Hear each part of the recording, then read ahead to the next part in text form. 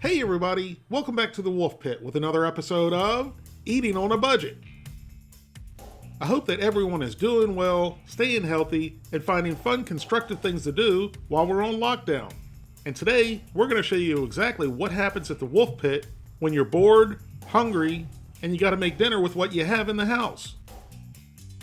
And here's everything we had on hand that'll feed your family or a bunch of people a hearty meal for under $7. And notice I said a hearty meal, not a healthy meal. Well, I actually don't think it's going to be that bad for you. But just like everything in life, moderation is key.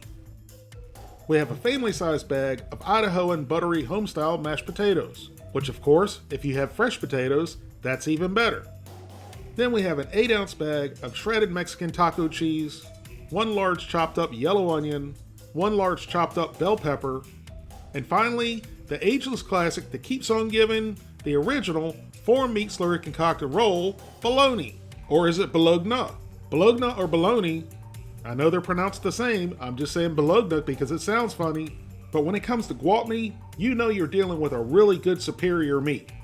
When they call it great bologna, B-O-L-O-N-Y, and then right underneath that, they call it the original chicken bologna. Is it bologna or bologna? And I know all you bologna fanatics out there are raging that we're using chicken bologna.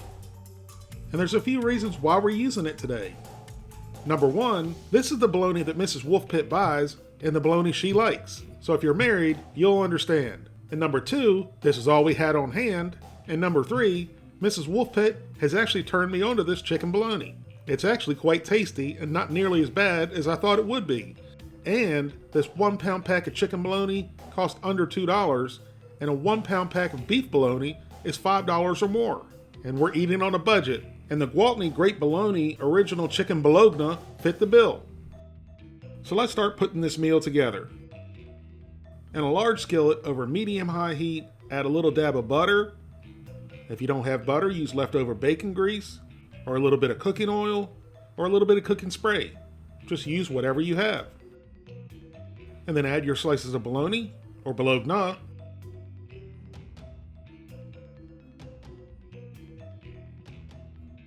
Once all your bologna's been added, let it sit there and fry for 2 to 3 minutes.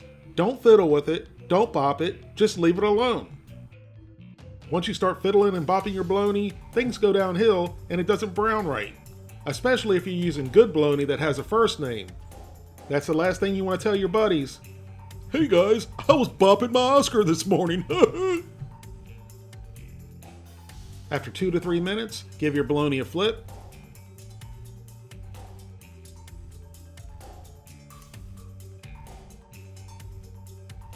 And then let them cook for another 1 to 2 minutes.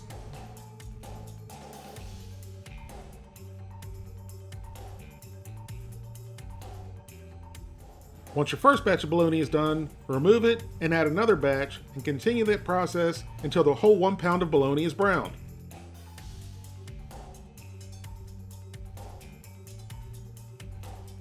Now cube up your bologna in little bite-sized pieces. And you can also cut up your bologna before you fry it and fry it a little bit longer if you want it crispier.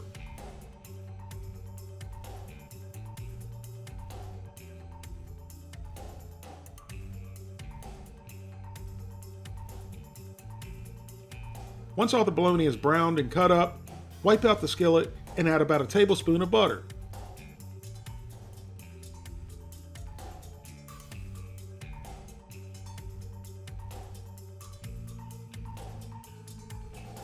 Once all the butter's melted over medium-high heat, add your diced up bell peppers,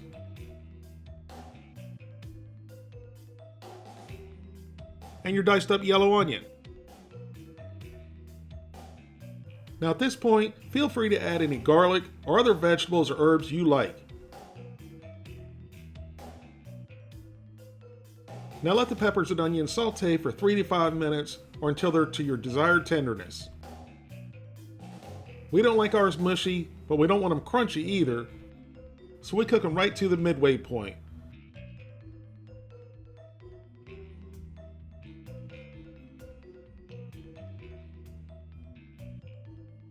Now after preparing the instant potatoes according to the directions on the bag, which is quite difficult, I mean besides the step of adding boiling water, you have to mix them up too.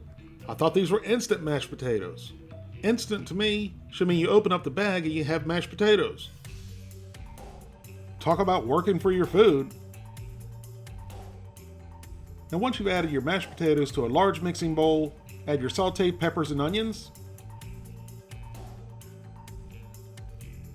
And then give them a good mix.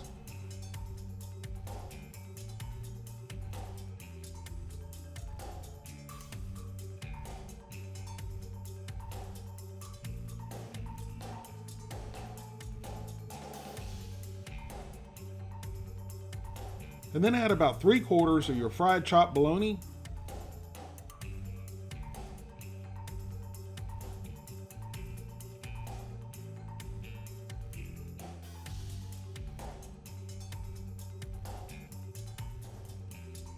Then give that another good mix. Now at this point, I thought I came up with a great idea, but Mrs. Wolfe said no. She actually said it sounded gross, and it hurt my feelings and almost made me cry. I thought about adding just a little bit of flour and a couple eggs and making fried potato bologna pancakes, which still sounds like a good idea to me. What do you, the people, think? Let me know in the comments and hit that like button if you want to see me make fried potato bologna pancakes.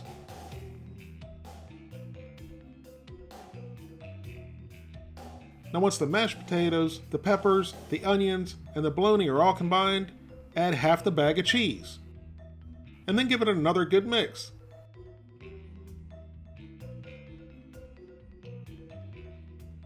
Once everything is well combined, you can stop at this point and start eating it by the spoonful if you like, which I wish I had have at least tasted it, but instead I broke the #1 rule in cooking.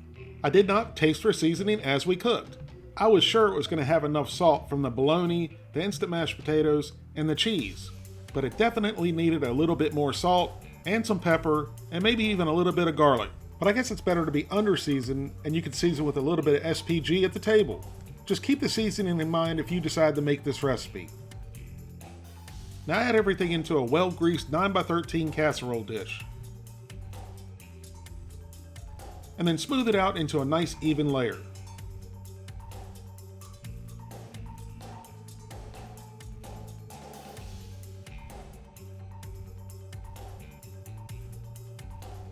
And then add 1/4 of the remaining cheese.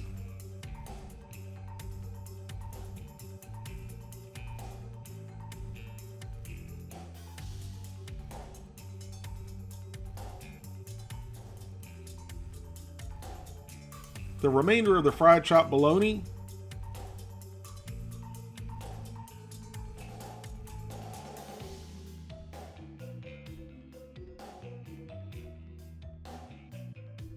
And finally, the rest of the cheese.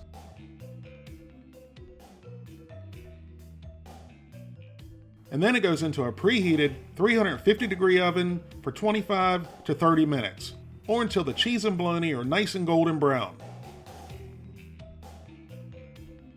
And here you have it. After 30 minutes, our bologna and cheese potato casserole is ready.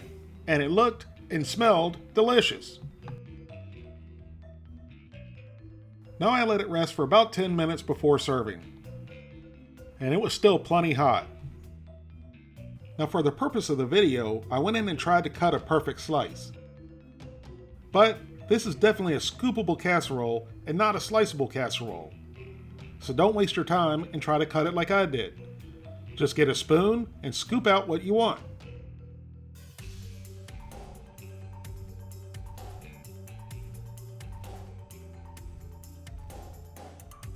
And there you have it, our cheesy, fried bologna mashed potato casserole. It sure doesn't look like a whole lot once it's plated up, but it's inexpensive, it'll feed a lot of people, it's hearty, and it's delicious. And there's one of my favorite parts of this casserole, the crispy bologna on top. And what you put into this is only limited to your imagination. You can use different meats, different vegetables, different cheeses, different spices, etc. If you make this bologna casserole, please let me know how you like it. And if you add your own twist to it, which I hope you do, please let me know what you changed in it, and maybe I'll try it too. Thank you all very much for watching. Please don't forget to like this video, leave a comment, subscribe, and share it with your family and friends, and I'll see you soon.